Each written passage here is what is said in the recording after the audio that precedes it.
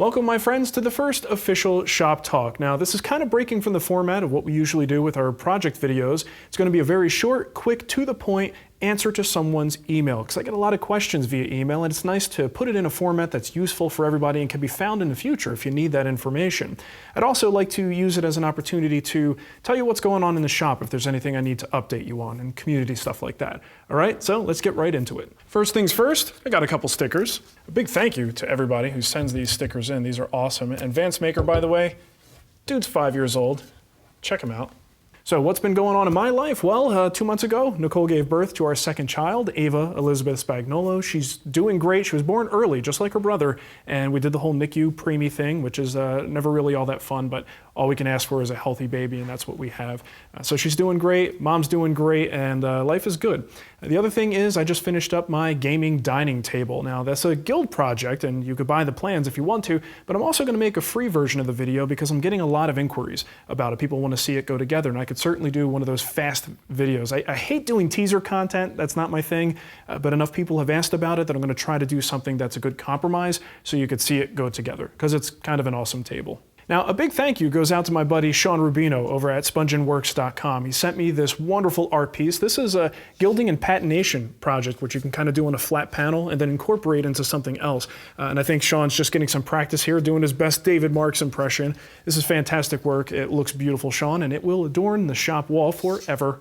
Right now, let's check our mailbag. Checking the email. Checking the email. Skip wrote in and asked, my 25-year-old son and I did a couple of projects together and now we're hooked. We want to start by purchasing a table saw. We went to the local Rockler store and we're pretty set on buying a jet. The guy that helped us suggested a Sawstop. I know you use Powermatic. Could I impose upon you for a suggestion? Yes, Skip. Yes, you may. Now, he mentioned a couple different brands, but let's talk about Sawstop first. When it comes to Sawstop, if you want that safety feature, boom, you're done. Save up, buy that saw, because there's no other saw on the market right now that has that safety feature.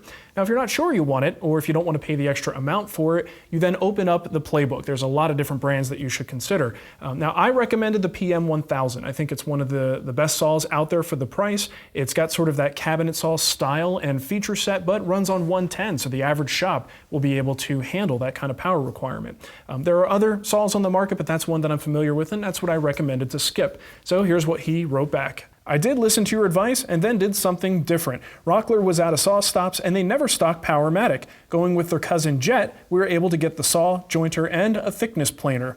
Since we're starting from nothing, we just need to get going. Now, I love that, and it's such a great point because Skip had a big choice to make. Do I spend, the whole last tool first, which is good advice in some cases, but in this case, it may have prevented him from getting some other tools that he needed to really get going and starting to do his woodworking. So I think in a lot of cases, you can easily justify going with less expensive tools for the sake of getting a full shop. This way you get some practice under your belt, you learn more about what each tool does, and then maybe later on down the line, sell those tools and upgrade to something else when you understand why it might be necessary to upgrade to something else. Now let's head over to my table saw and I'll give you some advice on what to look for and what things you can ignore if you're in the market for a new saw. What I've got here is a Powermatic PM2000 with a custom paint job. Years ago, there was a service that came along that would do this custom work to Powermatic table saws. It was really cool and somewhat short-lived because people couldn't justify the extra cost, but I was lucky enough to get a hold of one. So that's what I'm running here. It's got a 5 horsepower motor, way overkill for what most people need in the shop. I ordered it with a 3. They accidentally sent a 5 and it was too much trouble to replace it, and so I've got a 5 horsepower.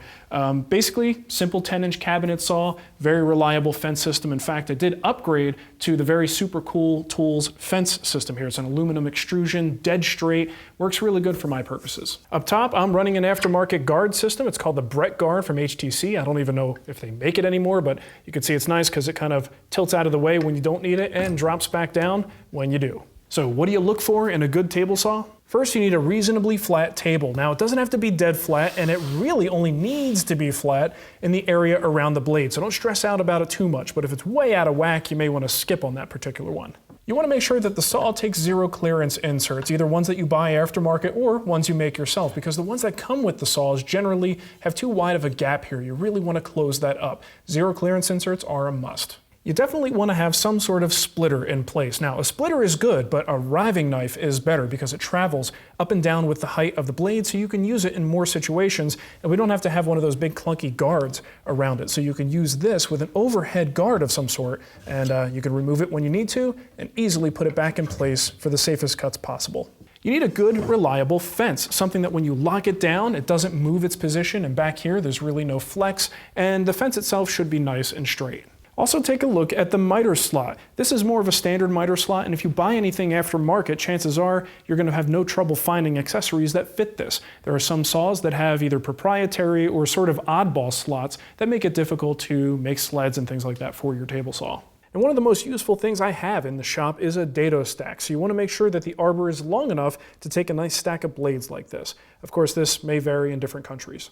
Now those are the things that I feel are most important, but there are also some things that you can ignore. The first thing is the blade guard, not because you don't need one, but because there are so many great aftermarket solutions that work better than the kind of crappy stuff that comes with these table saws a lot of times. So if it doesn't have a great blade guard on it, that's okay. You can always add a better one later. Don't stress out too much about the leaves. So you could have stamped steel or aluminum, something on the outside, because the primary working area and the reference area of a table saw is right here around the blade. That needs to be good flat cast iron. Everything else can be just supportive. It doesn't have to be in perfect line with the table saw top. So that's a secondary concern. And finally, don't worry about the blade. Most stock blades are kind of crappy, so you'll be upgrading that eventually, and that alone will improve the cut quality on your saw more than anything else. Well, thanks for that question, Skip, and I hope everyone else enjoyed hearing my answer. Remember, it's just my opinion, so if you feel differently about it, let me know in the comments. Maybe you can help Skip out with a future tool purchase. And if you want to leave a question that might be read on the show, go to thewoodwhisperer.com/contact,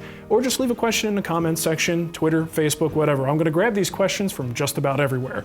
All right, thanks for watching, everybody, and I'll catch you next time.